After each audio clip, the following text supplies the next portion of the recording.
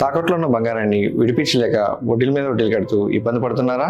అయితే ఇప్పుడే సంప్రదించండి శివ గోల్డ్ కంపెనీ. మీ నమ్మకానికి మా హామీ శివ గోల్డ్ కంపెనీ. రాష్ట్రంలో ఆప్షన్ 3 ఇళ్ల నిర్మాణ ప్రక్రియ సందిగ్ధంలో పడింది. ఇంటి నిర్మాణానికి ప్రభుత్వం ఇచ్చే సొమ్ము గుత్తేదారుకు అందేలా వైసీపీ హయాంలో లబ్ధిదారుకు ప్రత్యేక ఖాతా సృష్టించారు. కానీ కేంద్రం కొత్తగా స్పర్శ విధానంలో నిధులు విడుదల చేయడంతో నేరుగా లబ్ధిదారు బ్యాంకు ఖాతాకు నగదు జమ అవుతున్నాయి. డబ్బు తమకు రాదనే భావనతో నెల రోజులుగా ఇళ్ల నిర్మాణాన్ని గుత్తేదారులు నిలిపివేశారు. ఈ సమస్యను అధిగమించి నిర్మాణాలను ముందుకు తీసుకువెళ్లేలా గృహ నిర్మాణ శాఖ అధికారులు కసరత్తు చేస్తున్నారు. కేంద్ర ప్రాయోజిత పథకాలకు సంబంధించిన నిధుల విడుదలకు కేంద్ర ప్రభుత్వం కొత్తగా తీసుకొచ్చిన స్పర్శ విధానంతో రాష్ట్రంలో ఆప్షన్ 3 అంటే ప్రభుత్వమే ఇళ్లు కట్టించి లబ్ధిదారుకు అందించే విధాన ప్రక్రియ సందిగ్ధంలో పడింది. స్పర్శ విధానంలో ఇంటి నిర్మాణానికి కేంద్ర రాష్ట్ర ప్రభుత్వాలిచ్చే నగదు నేరుగా లబ్ధిదారుల ఆధార్ అనుసంధాన బ్యాంకు ఖాతాకే బదిలీ కావాలనేది నిబంధన.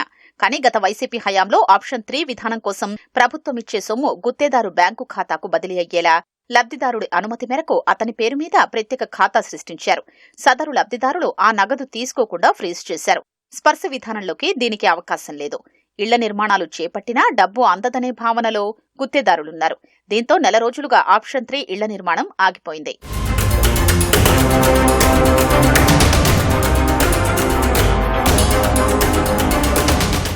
రాష్ట్రంలో ఆప్షన్ 3 కింద 3.05 లక్షల ఇళ్ల నిర్మాణాన్ని చేపట్టారు. ప్రభుత్వమే పేదలకు ఇళ్లు కట్టించి ఇచ్చేలా వైసీపీ హయాంలో ఈ విధానాన్ని తీసుకొచ్చారు. వీటికి కేంద్రం ఒక్కో ఇంటికి 1.5 లక్షల రూపాయలు ఇస్తుండగా అప్పటి వైసీపీ ప్రభుత్వం 30,000 అందించింది.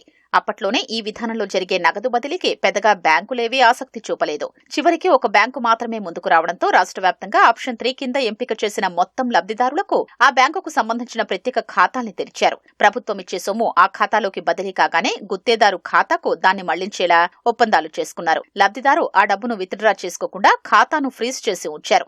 గుత్తేదారు కట్టే ఇంటి నిర్మాణం సరిగ్గా లేకపోయినా, నాణ్యత పరంగా సమస్యలున్నా, లబ్ధిదారే సొంతంగా కట్టుకోవాలన్నా ఆ ఒప్పందం నుంచి బయటకొచ్చే అవకాశమే లేకుండా చేశారు.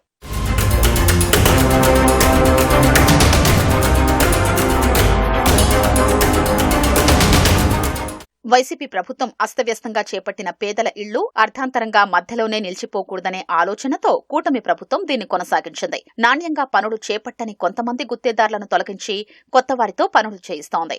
ప్రస్తుతం 3.05 లక్షల ఇళ్ల నిర్మాణాలకు 1.20 లక్షల వరకు పూర్తయ్యాయి. మిగిలినవి వివిధ దశల్లో ఉన్నాయి. అయితే స్పర్శ విధానంలో ఆప్షన్ 3 విధానాన్ని ముందుకు తీసుకెళ్లడం ఎంతవరకు సాధ్యమో గృహ నిర్మాణ శాఖ అధికారులు పరిశీలిస్తున్నారు. బ్యాంకులతోనూ సంప్రదింపులు చేస్తున్నారు. ఇప్పటికీ ఇది కొలిక్కి రాలేదు.